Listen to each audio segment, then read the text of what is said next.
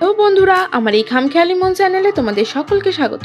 আজকে আমি নিয়ে চলে এসেছি একটা ঝটপটে চিকেন রেসিপি, যেটা খেতেও কিন্তু দুর্দান্ত হয়।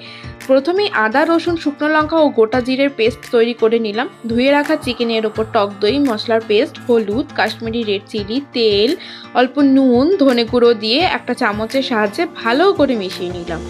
এরপর আগে থেকে কুচিয়ে রাখা পেঁয়াজ ও টমেটোর পেস্ট দিয়ে আরও একবার ভালোভাবে চামচের সাহায্যে মিশিয়ে নিচ্ছি। থেকে 20 মিনিটের জন্য ম্যারিনেট হতে দেব। এই টাইমে পরিমাণ মতো আলু কেটে তেলে ফ্রাই করে উঠিয়ে নিচ্ছি। ওই কড়াইতেই আরও তেল দিয়ে গোটা গরম মশলা আর তেজপাতা ফোড়ন দিয়ে ম্যারিনেট করে রাখা চিকেনটা ঢেলে দিলাম।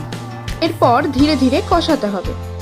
কষাতে যখন তেল ছেড়ে আসবে তখন ধনেপাতা, জল আর নুন দিয়ে ঢাকা দিয়ে দিতে হবে।